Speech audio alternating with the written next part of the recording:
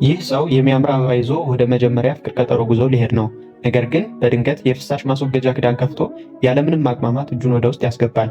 እዚያ ውስጥ የገባች አንዲት ትንሽ የጎዳና ድመት ነበረች። ግማሽ አካሉን አስገብቶ ብዙ ከታገለ በኋላ ምስኪኗን ድመት ማዳን ቻለ። በዚያው ቅጽበት ግን የቀጠሮ ሰዓት እንደደረሰ ትዝ አለው። በችኮላ ድመቷን በአቅራቢያው ለቆመች ለአንዲት ልጃገረድ ሰጥቶ ሮጠ። በመንገድ ላይ ለሴት ጓደኛው ሁሉንም ነገር ለማስረዳት ይደውላል። ነገር ግን እጣ ፈንታ የራሷ እቅድ አላት። ከወደፊት ሚስቱ ጋር የመጀመሪያው ግንኙነት በአንድ እይታ ብቻ ተላለፉ። በመጨረሻም ሴት ጓደኛው ዘንድ ደረሰ። ነገር ግን ችግር ተፈጠረ። ልብሱ መጥፎ ሽታ ማውጣት ጀመረ። ሴት ጓደኛው ተበሳጨች። እሱም ምንም ማድረግ ስላልቻለ እንዴትን ትንሽ ድመት ከቆሻሻ ቱቦ ውስጥ አውጥቶ እንደሆነ አስረዳት። ይህንን ስትሰማ ልጃገረዲቱ ብትደነቅም አሁንም ጥላው ሄደች። በሐዘን ተሰብሮ ብቻውን ተቀምጦ መጠጣት ጀመረ። በዚያው ቅጽበት አይኑ በአንድ ለስላሳ አሻንጉሊት ላይ አረፈ። ያለምንም ምክንያት በብስጭት ተሞላ። በሌላ በኩል አንዲት ልጃገረድ በጓደኛዋ ላይ እየደረሰ ያለን ግፍ ሰምታ ሮጠች። ነገር ግን እዚያ እንደደረሰች ለአንድ ሰከንድ ትንፋሽ አጠራት። አንድ ትንሽ የወንበዴ ቡድን በድንገት ሊያጠቃት ቢሞክርም አንደኛውን በሚገርም ምት መታት አለችው። ከዚያም በጣም አደገኛ የሚመስሉ የሴት ወንበዴዎች መጡ። ነገር ግን ያለምንም ማመንታት ሁሉንም መታ አሸነፈቻቸው። እንዲያውም የወንበዴዎቹ መሪ ጭምር ክፉኛ ተደበደበች። ከቦታው ከወጡ በኋላ እሷና ጓደኛዋ ለማክበር ወጡ። ነገር ግን የያዙት ምግብ ማለቁን ሲያውቁ ከፋቸው። በዚያው ቅጽበት ያ ልቡ የተሰበረው ሰው ያንኑ ለስላሳ አሻንጉሊት ይዞ ደረሰ። ከልጃገረዶቹ አንዷ አየችውና ልቧ በፍጥነት መምታት ጀመረ።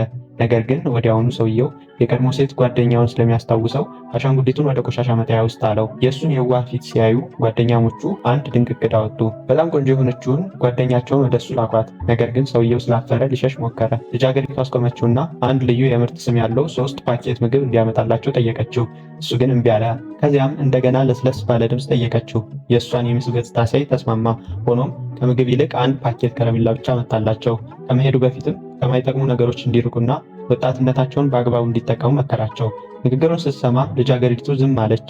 ከዚያም በጣም በሚያስደንቅ ሁኔታ ሮጣ በመዝለል በሰውየው ፊት ለፊት አረፈች። ሳታመነታም ሳመችው።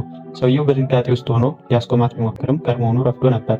ከመሄዷ በፊት ልጃገረዲቱ በርቀት ሳመችው። ሐቁን ለመናገር እንዲህ ያለውን ማሽኮርመም መቋቋም የሚችሉ ስንት ወንዶች ይኖራሉ? ከ3 ዓመት በኋላ ሰውየው አሁን የአንድ መደብር ባለቤት ሆኗል። ነገር ግን ችግሩ እሱ በጣም ቆንጆ በመሆኑ ልጃገረዶች እሱን ለማየት ብቻ ይመጣሉ እንጂ ምንም አይገዙም። በዚህ ምክንያት ንግዱ እየከሰረ ነው እና በመደብሩ ውስጥ ቀን ያለፈባቸው ምርቶች ብቻ ቀርተዋል። በተጨማሪም አባቱ የታመመ ሲሆን ሁሉንም ነገር ብቻውን እየተወጣ ነው። ምንም እንኳን ጠንክሮ ቢሰራም መደብሩን ክፍት አድርጎ ማቆየት የማይቻል እየሆነበት ነው። አንድ ምሽት በድካም ብዛት ጠረጴዛ ላይ ተኝቶ ሳለ አንዲት ቆንጆ ልጃገረድ ፊቷ ላይ ደስ በሚል ፈገግታ ተሞልታ በመደብሩ ፊት ለፊት ቆመች። ወደ ውስጥ ገብታ የገንዘብ መቀበያ ጠረጴዛውን አንኳኳች። ሰውየው በፍጥነት ሲነቃና እሷን ሲያይ ደነገጠ። ውበቷ አስገረመው። ከዚያም ለረዳትነት ስራ ለማመልከት ነው የመጣሁት አለችው። ታክሲያንም ወዲያውኑ ወደ ልቦኗ ተመልሶ ሊቀበላት መጠጥ አቀረበላት። ነገር ግን ወደ እሷ ሲጠጋ በድንገት ደረቱ ላይ የውጋት ስሜት ተሰማው። ከዚያም በድንገት ትዝ አለው ይህች ልጅ ከ3 ዓመት በፊት ስሟ የነበረችው ያችው ልጅ ነች።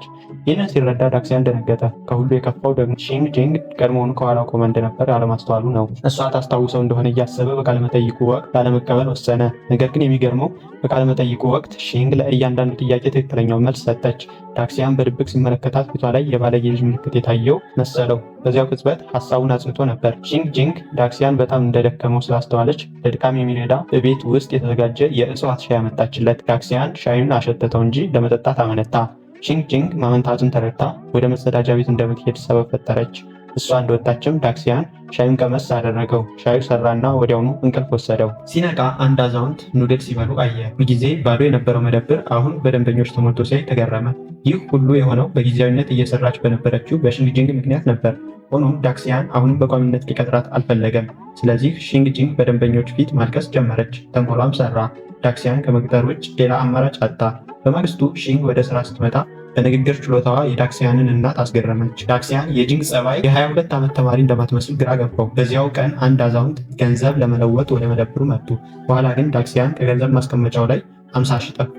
ሺንግ ጂንግ በገንዘብ ማስቀመጫው አቅራቢያ እንደነበረች እና ከኪሷም ገንዘብ ሲታይ እንደነበር አስታወሰ። ስለዚህ ሲሲቲቪ ካሜራ ፈተሸ። ነገር ግን የሺንግ ጂንግን ጀርባ ብቻ ነበር የሚያሳየው። ሊደውልላት ቢሞክርም ስልኳ ጠፍቷል። ዳክሲያን በኢንተርኔት ፈልጎ ተመሳሳይ ሁኔታ አገኘ። በሺንግ የስራ ውል ላይ ያለውን አድራሻ በመጠቀም ቤቷን አገኘ። ወደ ቤቷ ሲደርስ ሺንግ ጂንግ የአንድ ወንበዴ ቡድን አባል ልትሆን እንደምትችል ማሰብ ጀመረ። ራሱን ለማዘጋጀት ከቤቷ ውጭ እንቅስቃሴ ማድረግ ጀመረ። በውስጥ ያሉ ሰዎች ግን እያዩት እንደሆነ አላወቅም ነበር። ደወል ሲደውል በውስጥ የነበሩ ሰዎች ወደ ውስጥ ጎተቱ። ዳክሲያን ሰራተኛውን ብቻ እየፈለገ መስሎት ነበር። ነገር ግን ሳይታሰብ ፖሊሶች በከፈቱት ወረራ ውስጥ ገባ። ፖሊሶች እንደ ደንበኛ ቆጥረው አሰሩት። ነገሩን ይበልጥ ግራ የሚያጋባው ደግሞ በውስጥ የነበረችው ሴት ስሟ ሺንግ ሺንግ መሆኑ ነው። ፖሊሶቹ መሬት ላይ ዘርረውት ነበር። ነገር ግን ዳክሲያን በፍጥነት የስራ ውሉን አውጥቶ ሰራተኛው ከመደበሩ ገንዘብ ሰርቃ እየፈለጋት እንደሆነ አስረዳ።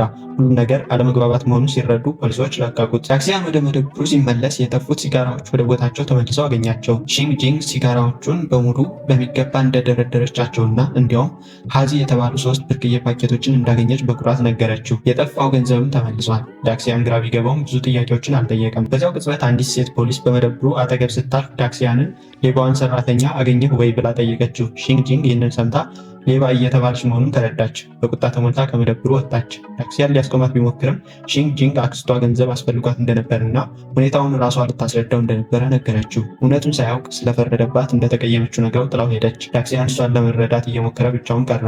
በዚያ ምሽት ወደ ቤቷ ሄዶ ነበር፣ ነገር ግን ማንም አልመለሰለትም። በማግስቱ ሺንግ ጂንግ ወደ መደብሩ ስትመለስ ዳክሲያን ወዲያውኑ የበሬ ስጋ ቤንቶ አመጣላት። እሷ ግን ችላ አለችው።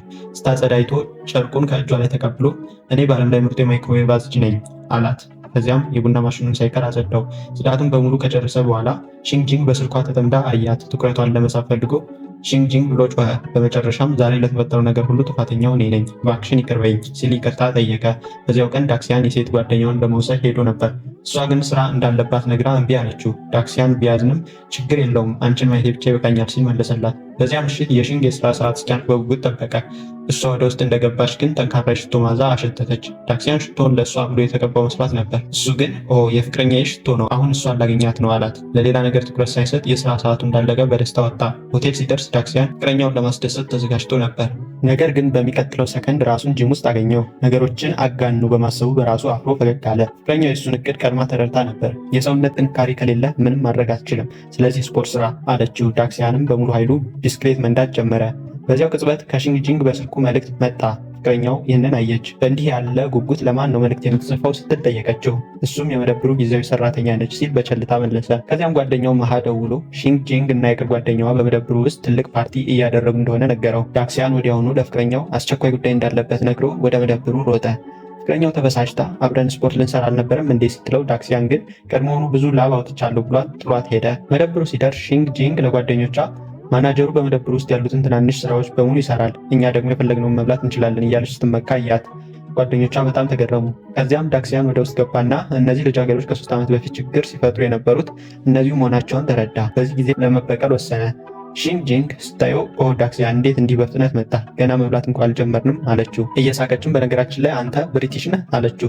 ይህን ካለች በኋላ በድንገት ዝልፍልፍ አለችና እንቅልፍ ወሰዳት። ዳክሲያን ሶስቱንም በከፍተኛ ድምፅ ገሰጻቸው። ነገር ግን የሺንግ ጓደኞች ወሬውን በፍጥነት ቀየሩት። ቀደም ሲል ሺንግ ጂንግን በሌባነት ስለከሰሳት ይቅርታ መጠየቅ እንዳለባት ነገሩት። ከዚያም አንድ ብርጭቆ አልኮል ቀድተው ይህንን ጠጣና ይቅር እንላለን አሉት። መጀመሪያ ላይ ዳክሲያን አመንትቶ ነበር። ነገር ግን ውበት እንጂ ሌላ ምንም ቁም ነገር የለም እያሉ ሲያሾፉበት እውነቱን ለማሳየት ብርጭቆውን በአንድ ትንፋሽ ጨለጠው። ያላወቀው ነገር ቢኖር ፍቅረኛው ይህንን ሁሉ በድብቅ እየተከታተለች መሆኑን ነው።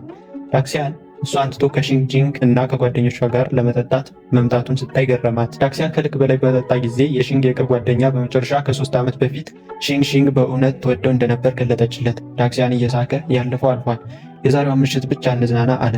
ነገር ግን ሌላ መጠጥ ቀመስ እንዳደረገ ወዲያውኑ ወንበሩ ላይ እንደተቀመጠ ራሱን ሳተ።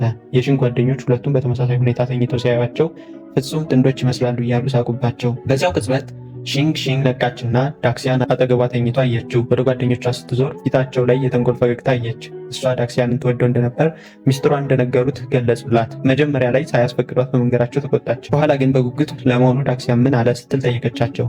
ሺንግ ዳክሲያን በቀስታ ቀስቅሳ ወደ መጸዳጃ ቤት እንዲሄድ ረዳችው።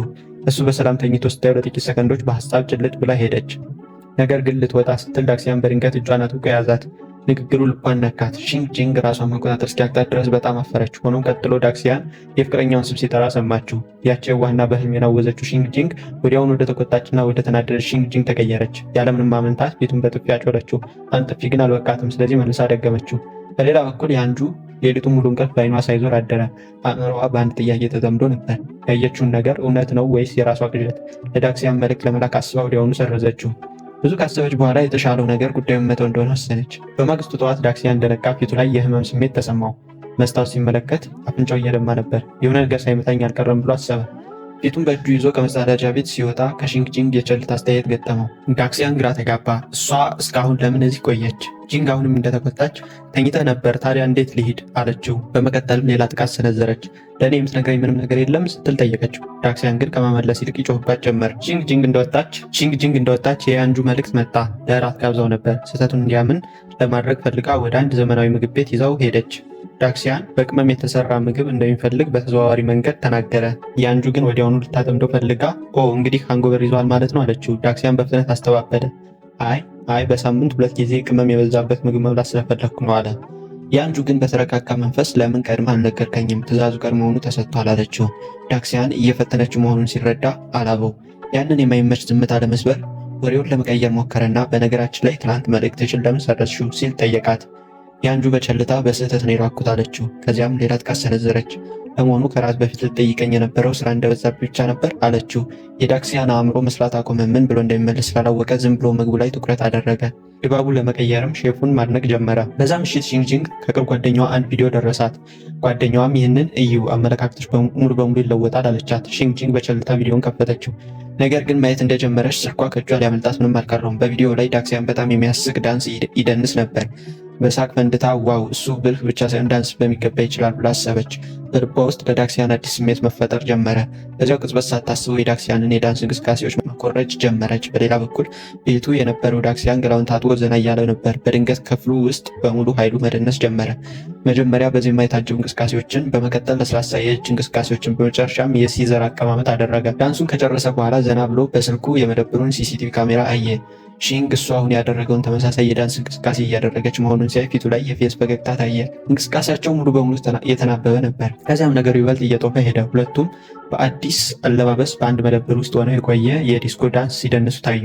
በዳንሱ ማብቂያ ላይ ተቃቅፎ ተሳሳሙ። ነገር ግን ድንገት የሺንግ ህልም ተበተነ። በድንጋጤ ዙሪያዋን ስታይ የቀን ቅዠት እንደነበር ተረዳች። ነገር ግን አንድ ነገር እርግጠኛ ነበር፣ ልቧ አሁን በእውነት ለዳክሲያን መምጣት ጀምሯል። በዚህ ጊዜ የሆኑ ወረበሎች አዩት። እብድ ትመስላለች። ያ ምስኪን ሽማግሌ ዳክሲያን የት ነው ያለው እያሉ ሳቁባትና ፌዙባት። ሂሳብ ከፍለው ሲወጡም ሆን ብለው ብዙ ትናንሽ ሳንቲሞችን ወለሉ ላይ በተኑ። ለዳክሲያን አላስፈላጊ ችግር ላለመፍጠር ስትል ሺንግ ዝምታን መረጠች። ወሮበሎቹ ግን በዚህ አላበቁም።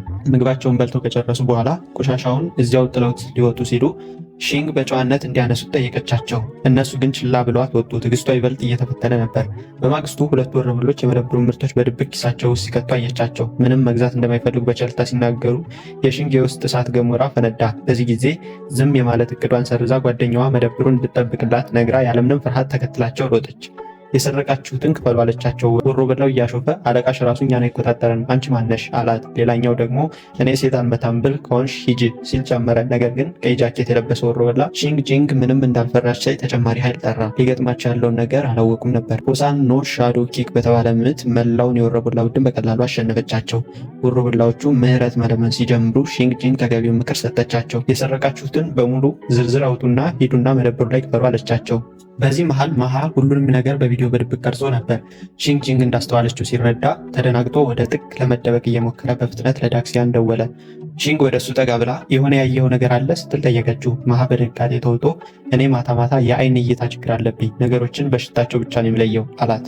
ሺንግ ፈገግ ብላ እጁን ጨበጠችው። ብልህ ምርጫ ነው። ያንጁ እፎይታ ተሰምቷት እንግዲህ የዳክሲያን አዲስ ረዳት ይህች ናት ማለት ነው ብላ አሰበች። እርግጠኛ ሆናም ጥላት ሄደች። ነገር ግን ልክ ወደ ውጭ እንደወጣች መነጽሯን አውልቃ ራሷን መጠራጠር ጀመረች። በእውነት በዚህ ጠጉረ ልጫ ልጃገረድ ምክንያት የተጨነቁት ስትል አሰበች። በሌላ በኩል ዳክሲያን ለሴት ጓደኛው አባት የልደት በዓል ልዩ ስጦታ አዘጋጅቶ ስለነበር በጣም ተደስቶ ነበር። ነገር ግን ሲደውልላት ያንጁ እምቢ አለችው። የአባባ ጤንነት ጥሩ ስላልሆነ በቤት ውስጥ ዝም ብለን እናከብራለን አለችው። ዳክሲያን ለቀላል ክብረ በዓል ተስማምቶ ነበር። ነገር ግን እውነታው ፍጹም የተለየ ነበር። ትልቁ ድንጋጤ የመጣው አባቷ ከሌላ ሰው ጋር በደስታ ሲያወሩ እንዲያውም ወደ ቤታቸው ወይን ለመጠጣት ሲጋብዙት ሲያይ ነው። ዳክሲያን በአንድ ጥግ ተደብቆ በተቀላቀለ በቁጣ በሐዘንና በክህደት ስሜት ተሞላ። በራሱ ቦታ ሌላ ሰው ተቀምጦ እሱ ያቀደውን ስጦታ ሲሰጥ አየ። አይኑ እያየ ጥሎ መሄድ አልቻለም። ዝም ብሎ እያየ ቆመ። አእምሮው በአንድ ሀሳብ ተጠመደ። እኔን ችላ እያለችኝ ይህ ሁሉ እየሆነ ነው ብሎ አሰበ። ወደ ጓደኞቹ ጠረጴዛ ተመለሰ። ነገር ግን በውስጡ መጥፎ ስሜት ተሰማው። ከዚያም በድንገት በገዛ ሁኔታው እያሾፈ ይመስል በሳቅ ፈነዳ። ወደ ቤት ሲመለስ ሺንግ ጂንግ ዕለታዊ ዕጣ ፈንታውን የጠቆመችውን ዳውሪ መተግበሪያ ተጠቀመ። ትንቢቱ ደስታና ሐዘን አብረው ናቸው ይል ነበር። ይህም ፍጹም እውነት ነበር። ያንን ሌሊት ሙሉ ህመሙን ለመርሳት ስሜቱን በአልኮል ውስጥ ዘፈቀው። በማግስቱ ጠዋት ዳክሲያን በመጨረሻ ለያንጁ መልእክት ልኮ የትላንትናው ምሽት ትርጉም ምን እንደሆነ ለመጠየቅ ወሰነ። ነገር ግን መጻፍ እንደጀመረ የሆኑ ተማሪዎች ቡድን ወደ መደብሩ ገብተው ሀሳቡን በተኑበት። ተማሪዎቹ ከእሱ ጋር የቡድን ፎቶ መነሳት ፈለጉ። ልክ በዚያው ቅጽበት ያንጁ ደወለች። በዚያ ምሽት ለእራት ጋበዘችው። እነዚያ ተማሪዎች የከሰዓት በኋላ ብቸኛ ደንበኞቻቸው ነበሩ። አሁን ምን እናድርግ? ዳክሲያን በማግስቱ በሁለት እጥፍ እንደሚሰራ ቃል ገብቶ ለእራት ወጣ። እናቱ ግራ በመጋባት እያየችው መደብሩን መጠበቅ ቀጠለች። በዚያ ምሽት በምግብ ቤቱ ውስጥ ያንጁ ምንም አይነት የብልጠት ጨዋታ ሳትጫወት በቀጥታ ለዳክሲያን እውነቱን ነገረችው። ዳክሲያን የሆነ ነገር ሊናገር ሲል ያንጁ አቋረጠችው። ቼንጁንና እኔ የልጅነት ጓደኛሞች ነን። እኔ እንደ ጥሩ ጓደኛ ብቻ ነው የማየው። የተሳሳተ ግንዛቤ አይኑርህ አለችው። ዳክሲያን ላይ ትልቅ እፎይታ ወረደ። በቸልታ በእርግጥ አምንሻለሁ አላት። በውስጡ ግን የድል ዳንስ እየደነሰ ነበር። አለመግባባቱ ተፈቶ ሁለቱም እጅ ለእጅ ተያይዘው በደስታ በጎዳናዎች ላይ ተጓዙ። በአንድ አዲስ የጭፈራ ቤት አጠገብ ሲያልፉ ዳክሲያን በደስታ ተሞልቶ ወደ ውስጥ እንግባ አለ። ያንጁ ወደ መጸዳጃ ቤት እስክትሄድ ድረስ ሁሉም ነገር ሰላም ነበር። እዚያም መንገድ የዘጋች አንዲት ወሮበላ የምትመስል የቀበሮ ማስክ ያደረገች ልጃገረድ አጋጠመቻት። ልጃገረዲቱን በንቀት በፍጥነት ማለፍ ከፈለግሽ በታች በኩል ተንፏቀሽ ለፊ አለቻት። ያንጁ በቁጣ እጇን ገፍትራ ወደ መጸዳጃ ቤት ገባች። የቀበሮ ማስክ ያደረገችው ልጃገረድ በዚህ አልተደሰተችም ነበር። ያንጁ ወዲያውኑ ለተፈጠረው ነገር ሁሉ ሺንግጂንግን ወቀሰች። እሷም ከእነዚያ ሰዎች ጋር ተባባሪ ነች አለች። ዳክሲያን ምንም አይነት ማስረጃ ሳይኖረው ወይም የሺንግጂንግን ወገን ሳይሰማ በእሷ ላይ የነበረው እምነት ጠፋ። ከእንግዲህ ለራስሽ ተጠንቀቂ የሚል አንዲት መስመር ንግግር ብቻ ተናግሮ ያንጁን ይዞ ወጣ። ሺንግ ልቧ ሲሰባበር ተሰማት። ቆይቶ ዳክሲያን ያንጁን ወደ ቤቷ ሲያደርሳት ሺንግ ከመደብሩ መባረር አለባት ብዬ አስባለሁ፣ እዚያ ለመስራት ብቁ አይደለችም አለችው። ዳክሲያን ከዚህ ቀደም ሺንግን በስህተት ተረድቷ ስለነበር አመነታ። ያንጁ ግን በቁም ነገር ልታስብበት ይገባል ብላው በቁጣ ውስጥ ሆና ሄደች። ዳክሲያን ወደ መደብሩ ሲመለስ ማሃ ወንድሜ ስለ ሺንግ እውነቱን ማየት ትፈልጋለህ አለው። የሲሲቲቪ ካሜራ ምስሉን አሳየው። ምስሉም ሺንግ በእውነታው በጭፈራ ቤቱ ውስጥ ልጃገረዶችን አድናቸው እንደነበር በግልጽ ያሳያል። ዳክሲያን በድንጋጤ ተዋጠ። እንደገና ተሳሳትኩ ብሎ አሰበ። በሰራተኞች ክፍል ውስጥ የሺንግን የስራ ዩኒፎርም አይቶ በቁጭት ተነፈሰ። ከዚያም አይኑ የሺንግ የግል ማስታወሻ ደብተር ላይ አረፈ። ገጾችን ሲገልጥ እያንዳንዱ ገጽ ስለመደብሩ ትዝታዎች የተሞላ ነበር። ትናንሽ ዝርዝሮች፣ ማስታወሻዎቿ፣ ትዝታዎቿ። ይህ ለእሷ ስራ ብቻ አልነበረም፣ ልዩ ቦታዋ ነበር። ዳክሲያን ይህንን እያየ ሳለ የመደብሩ ደወል ተደወለ። አንድ ሰው ገባ። የሺንግ የቅርብ ጓደኛ ነበረች። ወደ ዳክሲያን ቀርባ በንቀት ያለምንም ምክንያት ሺንግን በመውቀስ አታፍርም? ፍቅረኛህን ያዳነቻት እሷ ነች፣ ልታመሰግናት ይገባ ነበር አለችው። ይህንን የሰማው ዳክሲያን በጸጸት ተሞላ። ጊዜ ሳያባክን ታክሲ ለመያዝ ወደ ውጭ ወጣ። ነገር ግን ታክሲዎቹ በሙሉ ተሞልተዋል፣ ወይም አሽከርካሪዎቹ ወደዚያ አቅጣጫ እንደማይሄዱ ነገሩት። በብስጭት ዛሬ ድሌ ለምን እንዲህ መጥፎ ሆነ አለ። ከዚያም ልክ እንደ ፊልም ትዕይንት ሺንግ በስኩተር ባጠገቡ አለፈች። እሱ ግን አላስተዋላትም ነበር። በመጨረሻም ሺንግ በቀጥታ አግኝቶ ይቅርታ ለመጠየቅ ወሰነ። ከመጸዳጃ ቤቱ አለመግባባት በኋላ ሺንግ ይቅር እንድትለው ፈለገ። ስለዚህ አንድ ሀሳብ አመጣ። ተቆጥተሽ ከሆነ ልትመጪ ትችያለሽ አላት። ሺንግን በእውነት ሙሉ መብት አለኝ ስትል አረጋገጠች። ዳክሲያን በራስ በመተማመን በእርግጥ አላት። ቀጥሎ ምን ተፈጠረ? ሺንግ አንድ ሰከንድ እንኳ አላባከነችም። አንድ እርምጃ ወደኋላ ተመልሳ ዳክሲያንን ከባድ ምት አሳረፈችበት። እሱም በትክክል 100 ሜትር ያህል በአየር ላይ በረራ መሬት ላይ ተዘረረ። ይህ እንዲህ እንዳለ በመደብሩ ውስጥ ከፍተኛ ውጥረት ነበር። ማሃ ጠዋት የተበላሸ ነገር በልቶ ስለነበር ወደ መጸዳጃ ቤት መሮጡን አላቆመም። ደንበኞች ተሰልፈዋል። በገንዘብ መቀበያው ላይ ግን ማንም የለም። ሁሉም ትዕግስት እያጣ ነበር። ማሃ ለአንድ ሰከንድ እንኳ መቆየት የማይችል በሚመስልበት ቅጽበት ሺንግ በትክክለኛው ሰዓት መደብሩ ገባች። ማሃ አንድ ሰከንድ ሳይቆይ ዩኒፎርሙን አውልቆ ይህንን ላንቺ ትቼዋለሁ ብሎ በቀጥታ ወደ መጸዳጃ ቤት ሮጠ። በዚያ ቀን ዳክሲያንና ቤተሰቡ የመደብሩን የሽያጭ ሪፖርት ሲመለከቱ በድንጋጤ ተዋጡ። የመደብሩ ገቢ በ3 እጥፍ አድጎ ነበር። ሁሉም በደስታ ተሞሉ። እናቱም በደስታ ይህ ሁሉ የሆነው በሺንግ ምክንያት ነው አለች። ከዚያም ዳክሲያን ስልኩ ላይ የአጭር መልእክት ማስታወቂያ ደረሰው። ሺንግ የወሩ ምርጥ ሰራተኛ ተብላ ተመርጣ ነበር። ዳክሲያን በጣም ከመደሰቱ የተነሳ ቃላት ይተሳሰሩበት ጀመር። አባቱ ስልኩን ተቀብሎ ምስሉን አጎላውና መላው ቤተሰቡ የደስታ ዳንስ መደነስ ጀመሩ። እናቱም በጣም ከመደሰቷ የተነሳ ዘፈን መስፈን ጀመረች። ሁለተኛ ቅርንጫፍ ለመክፈት ጊዜው የደረሰ ይመስል ነበር። ሺንግ ሌሊት ተረኛ ስራዋ ስትመጣ ዳክሲያን ድራማዊ በሆነ መንገድ ፊቷ ቆመ። ምን እንደተፈጠረ ገምቺ፣ የወሩ ምርጥ ሰራተኛ ተብለሽ ተመርጠሻል አላት። ዳክሲያን በራሱ መንገድ እያከበራት መደነስ ጀመረ። ሺንግ በውስጧ በጣም ብትደሰትም ስሜቷን ለመቆጣጠር እየሞከረች ቀደም ብለህ ልትነግረኝ የፈለግከው ነገር አልነበረም ስትል ጠየቀችው። ዳክሲያን እሷን የማባረሩን ጉዳይ ማንሳት ስላልደፈረ ወሬውን በፍጥነት ቀየረው። ሺንግ ብዙም ባትፈልገውም አካባቢው በጣም ቀለል ያለ እንደሆነ ተሰማት። እንድታከብር ሊያነሳት ይችል እንደሆነ ጠየቀችው። ዳክሲያን ግን እምቢ ብሎ ሊሄድ ዞር አለ። ሺንግ ቢያንስ በጀርባው እንዲያዝላት እየለመነች ተከተለችው። ዳክሲያን እጇን እንዳትገፋ ነገራት። ነገር ግን በሚቀጥለው ቅጽበት ሺንግ ደነገጠች። ዳክሲያን በጥንቃቄ የተዘጋጀ አበባ አቀበላት። ሺንግ ጂንግ ዳክሲያን በተለይም የምትወደው ሮዝ ቀለም ያላቸው ጽጌረዳዎችን ይሰጠኛል ብላ ስላልጠበቀች ተገረመች። ዳክሲያን አበባዎቹ የምስጋናና የታማኝነት ምልክት እንደሆኑ ተናገረ። ነገር ግን አበባዎቹ የፍቅር ቃል ኪዳንን እንደሚወክሉ አላስተዋልም ነበር። ሺንግ በደስታ ተሞልታ በጀርባ ብትሸከሜ ደግሞ ይበልጥ ደስ ይለኛል እያለች ቀለደች። ዳክሲያን ምንም ማድረግ ስለማይችል ለ3 ሰከንድ ብቻ ሊሸከማት ተስማማ። ሺንግ ግን ተለጥፋበት አልወርድም አለች። ልክ በዚህ ጊዜ ያንጁ በድንገት ገባች። ያ አስደሳች ድባብ ወዲያውኑ ወደማይመች ሁኔታ ተቀየረ። ዳክሲያን እያከበሩ እንደነበር በፍጥነት አስረዳ። ሺንግም ቀልድ እኮ ነው አለች። ያንጁ በሚገርም እርጋታ ሺንግን እራት አብራቸው እንድትሄድ ጋበዘቻት። ዳክሲያን ስላልተመቸው መደብሩን የሚጠብቅ ሰው ያስፈልጋል ብሎ እምቢ አለ።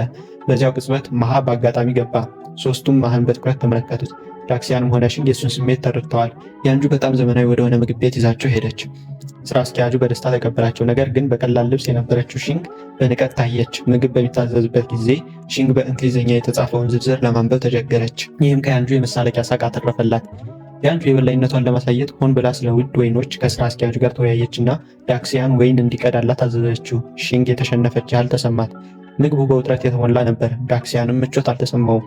ሲወጡ ያንጁ እና ዳክሲያን እጅ ለእጅ ተያይዘው ሲሄዱ ሺንግ ግን ብቸኝነት እየተሰማት ከኋላ ተከተላቸው ነበር። ዳክሲያን ከመደብሩ ስለ ዕቃ ርክክብ ስልክ ደረሰው። ያንጁ በድምፁ መጮህ ተበሳጭታ እጁን ለቀቀችውና እንደማታውቀው በመምሰል ቀስ ብሎ እንዲያወራ ነገረችው። ከስልኩ በኋላ ዳክሲያን ለሺንግ ስራ ሰጥቶ ያንጁን ወደ ቤት ሊያደርሳት ፈለገ። እሷ ግን እምቢ አለች። ልክ በዚህ ጊዜ ያንጁን የሚወዳት ሊዩ መጣ። ፍቅረኛው ከሌላ ሰው ጋር ስትሄድ ሲያይ ዳክሲያን ስጋት ገባው። በዚህ መሃል ሺንግ ከመደብሩ ላይ የተወሰነ ገንዘብ ሰረቀች። ዳክሲያን ወደ ቤቱ ሲመለስ ያንጁ ለላከላት መልእክቶች ምላሽ እንዳልሰጠች ተረዳ። የዕለቱን ሁነቶች እያሰላሰለ በጥልቅ ሀሳብ ውስጥ ወደቀ። አንዲት ልጅ እናቷን ወደ ልብስ መደብር ወስዳ የፈለገችውን እንድትመርጥ ነገረቻት። ልብስ ካልገዛች ቆይታ የነበረችው እናት በጣም ተደሰተች። ነገር ግን ለመክፈል ስትሄድ ሂሳብ ተቀባዩ ልጇ በችኮላ የ250 ሺህ ዋጋ ያለውን ቀሚስ ሳትከፍል ይዛ እንደወጣች ነገራት። እናት እንደተታለለች ተሰማት እና ለቀሚሱ ራሷ ከፈለች። ወደ መደብሩ ስትመለስ ልጇ አዲሱን ቀሚስ ለብሳ በማየቷ ተቆጥታ ገሰጸቻት። ባለቤቷም አዲስ ልብስ ለብሶ ወጣና ይህ ከልጃችን የተሰጠ ስጦታ መሆን አለበት አለ። እናትየው ይብስ ብላ ተናደደች። ዳክሲያን ወደ መደብሩ ሲመለስ ሳያውቀው የጥፋቱ ተጠያቂ ሆነ። በልጇ ተክዳ በልጇ ደግሞ ችላ ተብላ እናትየው ልቧ ተሰበረ። ቃለመጠይቅ እንደማትሰጥም በቁጣ ተናገረች። ሺንግ መደብሩ ስትደርስ የወሩ ምርጥ ሰራተኛ ተብላ ቃለመጠይቅ ተደረገላት። ምንም እንኳን ቃለመጠይቁ ስለ ጂንግ ብቻ ቢሆንም የዳክሲያን ቤተሰቦች በደስታ ተሞልተው ነበር። ከቃለ መጠይቁ በኋላ ጋዜጠኛው ዳክሲያን ሺንግን በጀርባው አዝሎ የማስታወቂያ የሚሆን ፎቶ እንዲነሳ ጠየቀው። ዳክሲያን ያንጁ አይታ ትሳሳታለች ብሎ በመፍራት አመነታ። ነገር ግን ቤተሰቦቹ ለመደብሩ ጥቅም እንደሆነ ነግረው አስገደዱት። ፎቶው ለመደብሩ ውስጥ አገልግሎት ብቻ እንደሚውል ከተረጋገጠለት በኋላ ዳክሲያን ተስማማ። በዚያ ምሽት የዳክሲያን ቤተሰቦች ከሺንግ ጋር አከበሩ። ዳክሲያን የማስታወቂያ ፎቶው ደረሰውና ፎቶው ተቆርጦ መዘጋጀቱን አስተዋለ። በመስጋት ጋዜጠኛውን ደውሎ ሲጠይቅ ጽሑፉ በማህበራዊ ሚዲያ ላይ እንደሚጋራና ይህ ማለትም ያንጁ ታይዋለች ማለት እንደሆነ ተረዳ። ዳክሲያን ለማስረዳት ወደ ያንጁ ደወለ። እሷ ግን አላነሳችም። ያንጁ ፎቶውን አየችና ለመረጋጋት ወደ መጠጥ ዞር አለች። ዳክሲያን እሷን ማግኘት ስላልቻለ ቤቷ ደጃፍ ጠበቃት። ነገር ግን ያንጁ ሰክራ ሊሹ ተሸክሟት ስትመጣና እሱም እያዞራት ሲጫወት አየ። የልጅነት ጓደኛሞች መሆናቸውን ቢያውቅም ዳክሲያን ተሰማው። እሱ በ3 ዓመት የፍቅር ግንኙነት ውስጥ አንድም ቀን ወደ ቤቷ ተጋብዞ የማያውቅ ሲሆን ሊሹ ግን በቀላሉ ወደ ያንጁ ቤት ሲገባ በማየቱ ዳክሲያን በተቀላቀለ ስሜት ውስጥ ወደቀ። ከያንጁ ቤት ዞር ብሎ ሄደ። ልቧ የተሰበረች አንዲት ልጃገረድ ጠረጴዛ ላይ ያለውን ቆሻሻ እያጸዳች ሳለ አንድ ሰው ከኋላ መጥቶ በዱላ ጭንቅላቷን መታትና ራሷን አሳታት። አጥቂዎቹ ያው የበፊቶቹ 3 ወሮበላዎች ነበሩ። የገደሏት መስሏቸው ደንግጠው ሸሹ። በዚያ የሚያልፈው ዳክሲያን የእነሱን የጭንቀት ወሬ ሰምቶ ከዚህ ቀደም ሺንግ ያጠቃቻቸው ወሮበላዎች መሆናቸውን አወቃቸው። የሆነ ችግር መኖሩን የተረዳው ዳክሲያን ወደ መደብሩ ሮጦ ሲገባ ሺንግ ወለል ላይ ወድቃ ራሷን ስታ አገኛት። በፍጥነት ወደ ሆስፒታል ወሰዳት። ዶክተሩም ትርፍ አንጀቷ እንደፈነዳና አስቸኳይ ቀዶ ጥገና እንደሚያስፈልጋት ነገረው። ዳክሲያን ግራ ተጋባ። በማግስቱ የሺንግ ጓደኞች ሆስፒታል ድረስ መጥተው እያለቀሱ ጠየቋት። ደህና መሆኗን ሲያዩ ግን የሆነውን ነገር ደብቃቸው ስለነበር ገሰጿት። መደብሩ ውስጥ መሃን በስህተት ባይደበድቡት ኖሮ ስለ ሺንግ ሁኔታ ፈጽሞ ሊያውቁ አይችሉም ነበር። ጓደኞቿ ከተረጋጉ በኋላ ወጥተው ለታናሽ እህቷ ለይን ሻንግ የሆነውን ነገር ነገሯት። እህቷ ሁልጊዜ ጠንካራ እንደሆነች የምታውቃት ይን ሻንግ ጓደኞቿ ፎቶ ሲልኩላት በድንጋጤ ተዋጠች። ወዲያውኑ እነዚያን 3 ወሮበላዎች ሄዳ አገኘቻቸውና ቀይ ፀጉሯን ልጃገረድ መታቻት። ቀይ ፀጉሯን ልጃገረድ ለመመለስ ስትሞክር ይህን ሻንግ መሬት ላይ ዘረረቻት። አረንጓዴ ፀጉሯን ልጃገረድ ለመርዳት ብትመጣም የሺንግ ጓደኞች ይህን ሻንግን ለመደገፍ ደረሱ። ቁጥራቸው ማነሱን ያዩት ወሮበሎች ተጨማሪ ኃይል ጠሩ። አንደኛው ወሮበላ ይህን ሻንግን ሊተነኩሳት ቢሞክርም በጥፊ ተቀጣ። ወሮበላው ተቆጥቶ ሊመታት ሲዘጋጅ ሺንግ ጂንግ በስኬትቦርድ ደረሰች። ጓደኞቿ ስለ ይህን ሻንግ እቅድ ነግረዋት ነበር። ሺንግ ጂንግን ሲያዩ 3 ወሮበሎች ወደ ኋላ ፈገፈጉ። ሌሎች ግን አፌዙባት። ሺንግ ጂንግ ግን ምንም ሳትደነግጥ በቀላሉ አሸነፈቻቸው። 3 ወሮበላዎች ሲሸሹ የሺንግ ጂንግ ጓደኞች በአድናቆት ከበው ደነሱላት። በዚህ መሃል የያንጁ እናት ስለ ዳክሲያን ማንነት መመርመር ጀመሩና ወደ መደብሩ መጡ። 1 ሚሊዮን ዎን የሚያወጣ ዕቃ አዝዘው ቤታቸው ድረስ እንዲያደርስላቸው ጠየቁ። በመደብሩ ውስጥ ይሰራ የነበረው የዳክሲያን አባት ተስማማ። ዳክሲያን ሲመለስ በትልቅ ትዕዛዙ ተገረመ። አባቱም ይህ በእሱ ጥረት እንደመጣ በኩራት ነገረው። ዳክሲያን ከአባቱ ጋር መከራከር ስላልፈለገ ደንበኛውን ቋሚ ለማድረግ በማሰብ ዕቃዎቹን ወደ ያንጁ ቤት ይዞ ሄደ። ቤቱ የያንጁ መሆኑን ሲያውቅ ደነገጠ። የያንጁ እናት በያንጁ ፊት የጉርሻ ገንዘብ በመስጠት አዋረዱት። ያንጁ ግን ጣልቃ አልገባችም። ዳክሲያን በጭንቀት ገንዘቡን ተቀብሎ ወጣ። የያንጁ እናትም የተገዛው ዕቃ በሙሉ እንዲጣል አዘዙ። ያንጁ ስህተቷን ተረድታ ለዳክሲያን ደወለችና የእናቷን ድርጊት ልብ እንዳይል ነገረችው። ዳክሲያን ችግር የለውም ቢልም በግልጽ ግን አዝኖ ነበር። ወደ ድልድይ ሄዶ ክብሩ ሲረገጥ ያንጁ ምንም አለማድረጓን እያሰበ ተከዘ። ያንጁ በ3 ዓመት የፍቅር ግንኙነት ውስጥ ለምን ለወላጆቿ እንዳላስተዋወቀችው አሁን ገባው። ዳክሲያን እንባውን እየጠረገ ቆመ። ያንጁ ደጋግማ ለዳክሲያን ብትደውልም እሱ አላነሳም። ወደ መደብሩ ስትሄድ እናቱ እዚያ እንደሌለና ምናልባትም ሆስፒታል ሺንግን ለመጠየቅ ሄዶ ሊሆን እንደሚችል ነገሯት።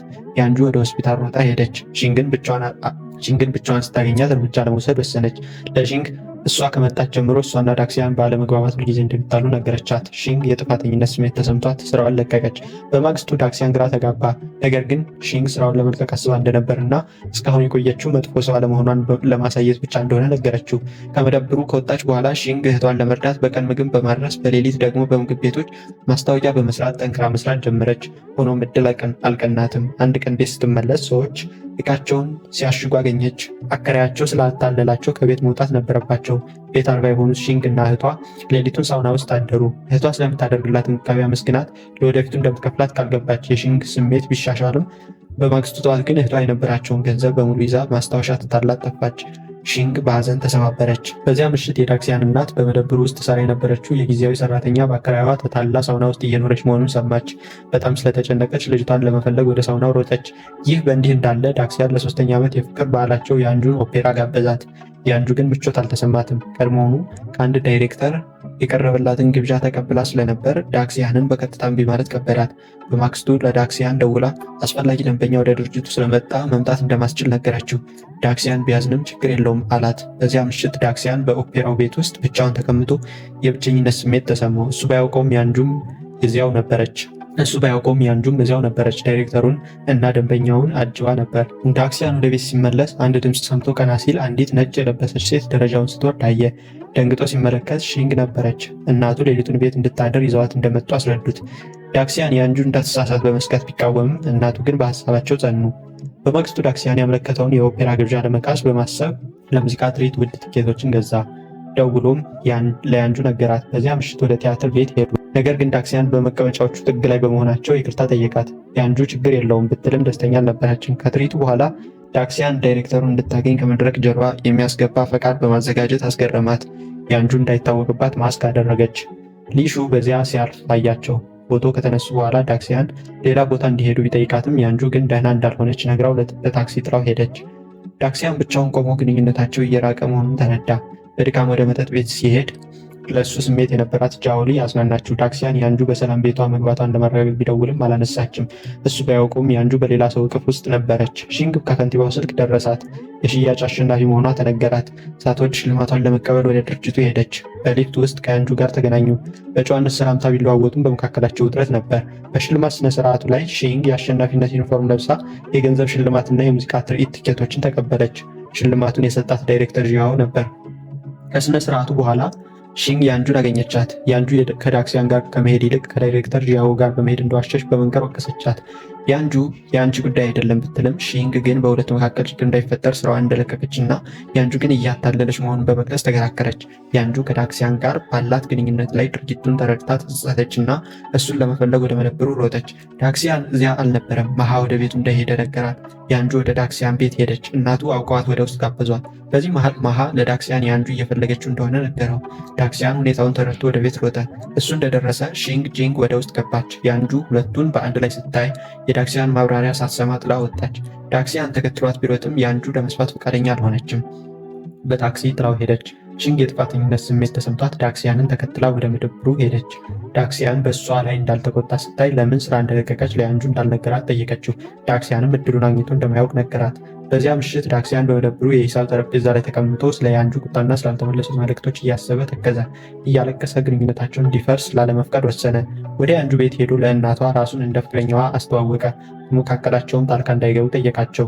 የያንጁ እናት የተስማሙ ቢመስሉም በሚስጥር ግን የዳክሲያንን ቤተሰብ መመርመር ጀመሩ። የዳክሲያንን እናት ደውለው ዋጋ ያለው የኢንሹራንስ ፖሊሲ ውል ለመፈረም እንደሚፈልጉ ነገሯቸው። እናት በደስታ ቢዋጡም የያንጁ እናት ልጃቸውን እያዋረዱት መሆኑን አላስተዋሉም ነበር። በተጨማሪም የያንጁ እናት የዳክሲያንን አባት በከፍተኛ ደሞዝ የያንጁ ሹፌር አድርገው ቀጠሯቸው። አባቱ ለያንጁ ቤተሰብ እየሰራ መሆኑን ሲያውቅ ምቾት አልተሰማውም ነበር። በዚያ ምሽት የዳክሲያን ቤተሰቦች እድል ስለቀናቸው ሲያከብሩ፣ ዳክሲያን ግን በደስታቸው ሊካፈል አልቻለም። በማግስቱ ያንጁ እንገናኝ የሚል መልእክት ላከችለት። ሲገናኙም ያንጁ በግልጽ ግንኙነታቸውን አቋረጠች። ዳክሲያን ለማስማማት ቢሞክርም ያንጁ ግን ወደኋላ ሳትመለከት ከዳይሬክተር ዢያዎ ጋር በቅንጦት መኪና ተሳፍራ ሄደች። ልቡ የተሰበረው ዳክሲያን ወደ መደብሩ ተመለሰ። እናቱ ስለመለያየታቸው ሳያውቁ ያንጁን የልደት ቀኗ እንዲጠይቃት ወተወቱት። ዳክሲያን ደህና እንደሆነ በመምሰል እናቱን አሰናብቶ ብቻውን በሀዘን ተዋጠ። በማግስቱ የያንጁ እናት ያንጁን በድርጅቱ ውስጥ ከፍተኛ የስራ መደብ አሳደጓት። ይህም የትልቅ ባለድርሻ ልጅ መሆኗን ይፋ አደረገው።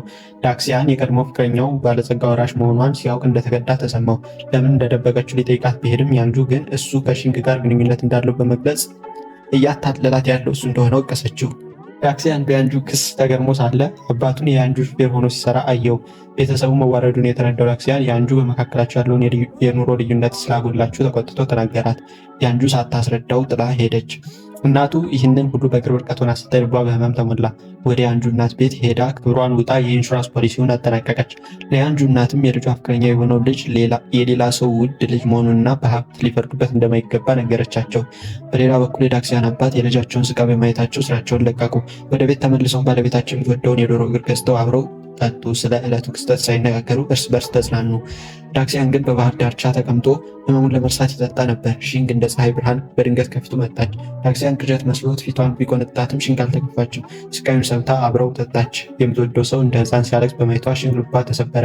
የሰከረውን ዳክሲያን ተሸክማ ወደ ሆቴል ወሰደችው። ሲተኛ እያየችውም በመጨረሻ ስሜቷን ገለጠች። በልጅነቱ ከአዳናት ጀምሮ ለ10 ዓመታት ያህል ተወደው ነበር።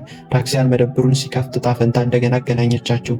ሺንግ እሱን ለማየት ብቻ የአየር ሁኔታው ምንም ይሁን ምን በየቀኑ በመደብሩ አቅራቢያ ታልፍ ነበር። ለዓመታት በርቀት ስትወደው ቆይታለች። አንድ ቀን ያንጁ ለስራ ጉዳይ ወደ መደብሩ መጣች። ከዳክሲያን ጋር ዳግም መገናኘታቸው ትንሽ የማይመች ስሜት ፈጥሮ ነበር።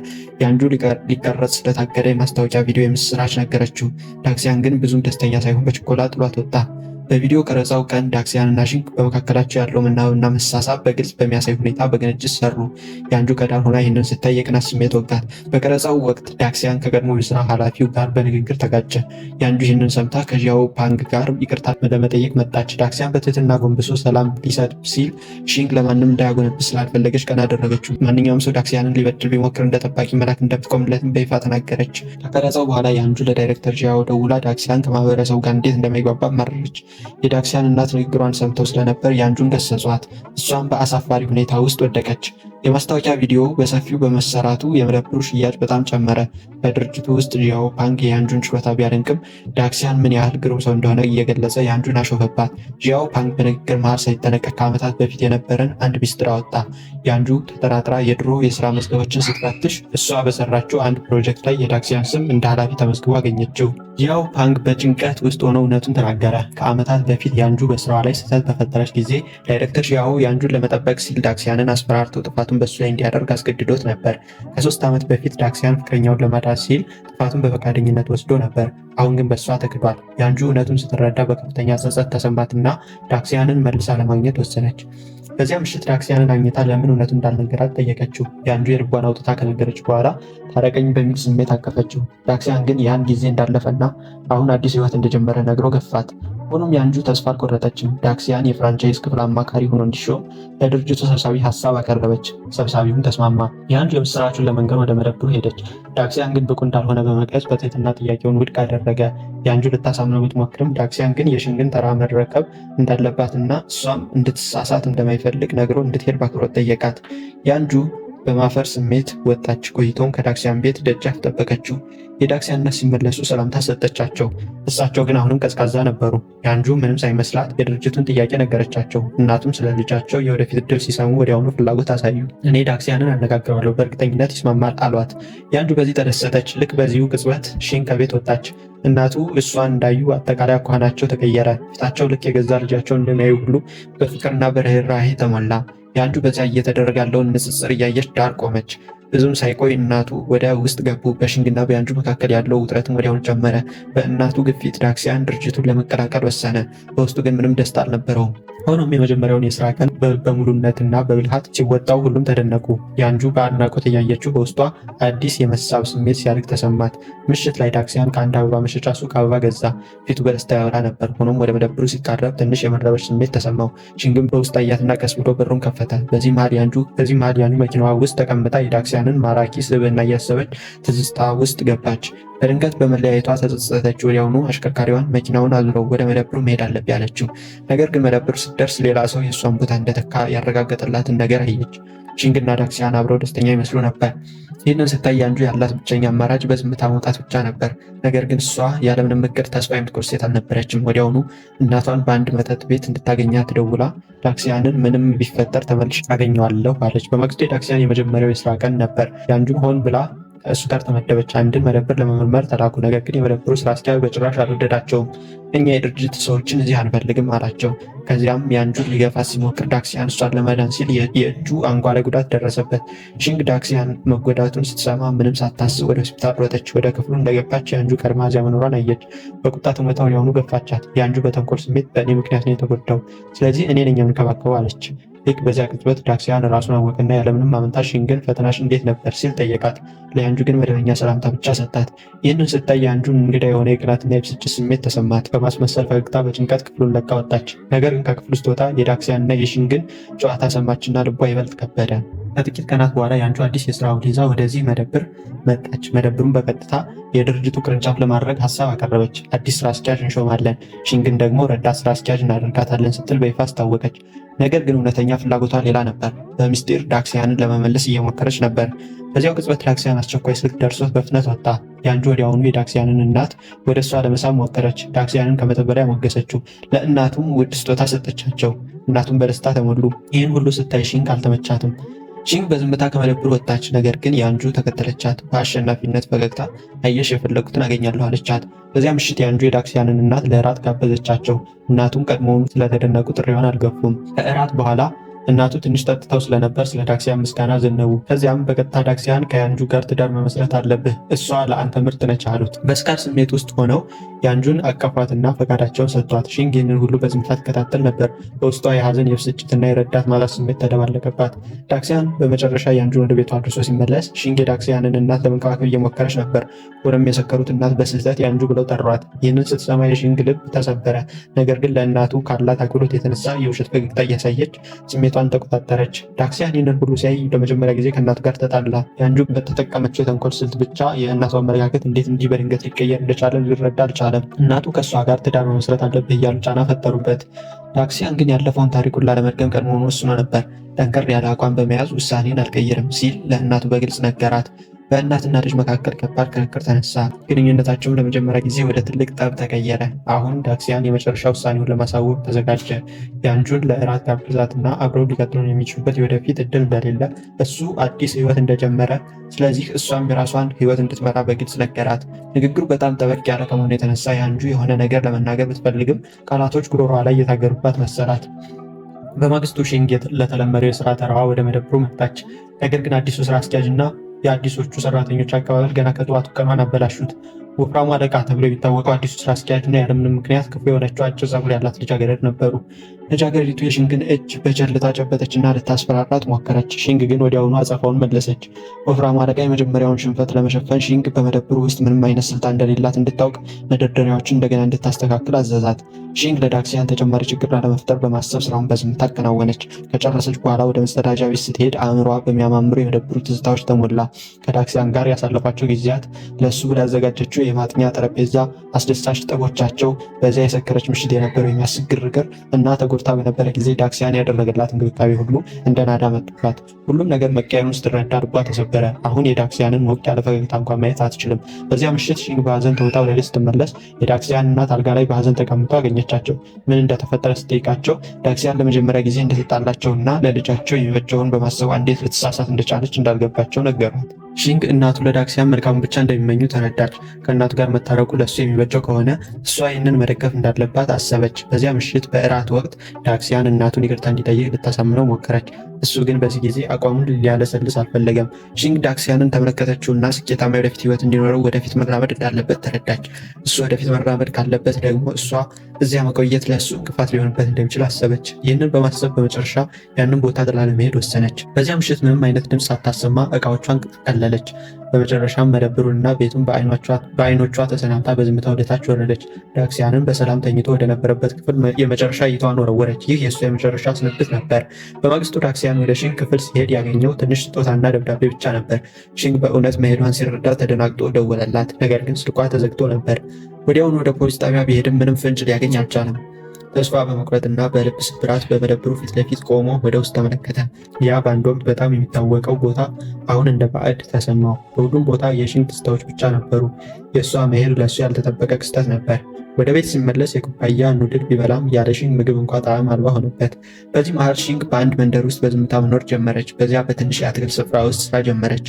በአንድ ምሽት ስራ ላይ ያለች የሆኑ ወሮበሎች አንድን ሕፃን ሲያስፈራሩ ታየች። ምንም ሳታመነታ ገጠመቻቸውና በቀላሉ አሸነፈቻቸው። ነገር ግን የሕፃኑን ገንዘብ ስትመልስለት ሕፃኑ ከማመስገን ይልቅ ሺንግ ያለ ምክንያት ጣልቃ እንደገባች ነገራት። በሌላ ቦታ ማሃ ፍቅረኛውን ወደ ትውልድ መንደሩ ይዟት ሄደ። ያችን ፍቅረኛው የሺንግ የቅርብ ጓደኛ ጂን ፌይ ነበረች። ሁልጊዜ ለጨዋታ ብቻ ትኖር የነበረችው ልጅ አሁን ከማሃ ጋር ጥልቅ ግንኙነት መስርታለች። ነገር ግን ትልቁ አስገራሚ ነገር ሁልጊዜ ተላላና ሰነፍ የሚመስለው ማሃ በእውነቱ የሀብታም ወራሽ መሆኑ ነበር። ቤቱ በጣም ትልቅ ከመሆኑ የተነሳ ጂን ፌይ እንኳ ደነገጠች። ያ ሁልጊዜ ዘና የሚለው ልጅ ቤተመንግስት የሚያክል መኖሪያ ነበሩ። በእርሻ ቦታዎች ላይ ጸረ ተባይ መድኃኒት ለመርጨት ሄሊኮፕተሮች ጥቅም ላይ ይውሉ ነበር። ከዚያም የማሃ አባት በይፋ ወደ ቤት ሊወስዷቸው አቀዱ። ማሃ ግን በሚስጥር የሺንግን ቦታ ተከታትሎ አወቀ። ለማንም ሳይናገር በአንድ አትክልት ስፍራ ውስጥ ተደብቆ ተመለከተ። ሺንግ እዚያ መሆኗን እንዳረጋገጠ ወዲያውኑ ለዳክሲያን ደወለ። ዳክሲያን በከፍተኛ ፍጥነት ወደዚያ ሮጠ። በህይወት ውስጥ በጣም አስፈላጊ የሆነችውን ሰው እንዳየ በልቡ ውስጥ የስሜት ማዕበል ተነሳ። ሺንግን በውስጧ በስሜት ተነክታ ነበር። ነገር ግን ውሳኔዋን አስታውሳ ለመሄድ ሞከረች። ዳክሲያን ሊያስቆማት ሲሞክር የትላንትናውን ምሽት የተጎዱት ወሮበሎች ከአለቃቸው ጋር ለበቀል መጡ። ዳክሲያን የጀግንነት አቋም ይዞ ውጊያውን ለመጀመር ቢሞክርም በመጀመሪያው ምት መሬት ላይ ወደቀ። እውነተኛው መልከ መልካም ግን ለውጊያ የማይሆን የሚለው አባባል የሚገልጸው እሱ ነበር። ይህንን ስታይ ሺንግ በቁጣ ተሞላች። ቦታዋን ወደ መሳሪያነት ቀይራ በሰከንዶች ውስጥ ሁሉንም ወሮበሎች በቀላሉ አሸነፈቻቸው። ያ ግዙፍ ወሮበላ እንኳ በእሷ የመቀስ ምት አቅም አጣ። ከዚያም ወደ ዳክሲያን ተመልክታ በጭንቀት ደህና ነህ ስትል ጠየቀችው። ዳክሲያን የሺንግን ውሳኔ ለማክበር ቃል የገባበት ልባዊ ውይይት አደረጉ።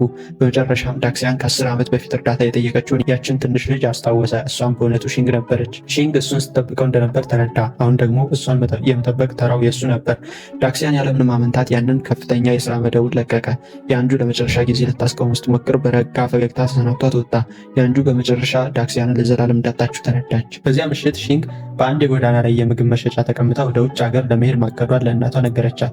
እናቷ ብትቃወማትም ውሳኔዋ ግን የመጨረሻ ነበር። በዚያን ዕለት አንዲት ባለጸጋ ሴት ለዳክሲያን እናት ደውላ ከ3 ዓመት በፊት ዳክሲያን ስራውን የለቀቀው ለያንጁ ሲል ብቻ እንደነበር ገለጠችላት። እናትየው ዳክሲያን እና ያንጁ እንዲታረቁ በጭፍን በማስገደድ ልጃቸው ላይ ምን ያህል ጫና ሲፈጥሩ እንደነበር ተረዱ። የዳክሲያን የወደፊት ህይወት ብቻ ስለምታስበው ስለ ሺንግ አመለካከትም ግንዛቤ አገኙ። ዳክሲያን ዋነኛ ግቡ የወዳጆቹ ቀላልና ደስተኛ ህይወት መሆኑን ሲያስረዳቸው፣ እናትየው ስህተታቸው ሺንግን ምን ያህል ጎድቷት ሊሆን እንደሚችል ተረድተው በስሜት ተነኩ። የእናቱ ልብ ለመጀመሪያ ጊዜ ቀለጠ። የዳክሲያንን እውነተኛ ስሜት ሲሰሙ አይኖቻቸው በእንባ ተሞሉ። ቆይቶም ሺንግ የፈተና ማለፊያ የምስክር ወረቀቷ ደረሳትና በደስታ ዘለለች። ነገር ግን ችግሩ የምስክር ወረቀቱ በቀጥታ የተላከው ወደ ዳክሲያን ቤት ነበር። በዚያ ምሽት ለማንም ሳትናገር የምስክር ወረቀቱን ለመፈለግ ወደ ዳክሲያን ቤት በምስጢር ገባች። ወረቀቶቹን እየገለበጠች ሳለ የዳክሲያን ወላጆች በድንገት ወደ ቤት ተመለሱ። ሺንግ ደንግጣ በፍጥነት በአንድ ጥግ ተደበቀች። ሺንግ ጥግ ላይ ተደብቃ ሳለ ዳክሲያን ስራውን መልቀቁን ስትሰማ ስሜቷን መቆጣጠር አቅቷት ድምፅ አወጣች።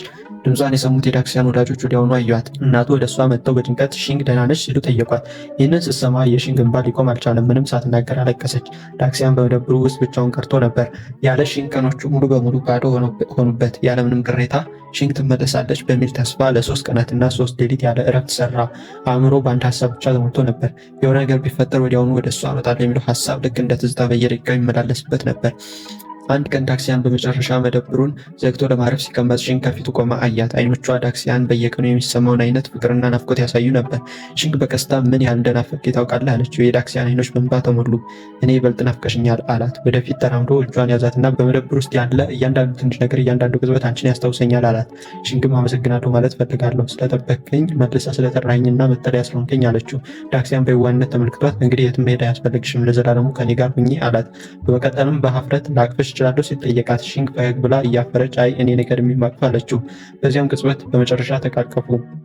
በተመሳሳይ ጊዜ አሁን ፕሮፌሽናል የማንጋ ሰዓሊ የሆነው ማሃ የታሪካቸውን መጽሐፍ ለመጻፍ ወሰነ። ስሙንም የመደብሩ ኮከብ ብሎ ሰየመው።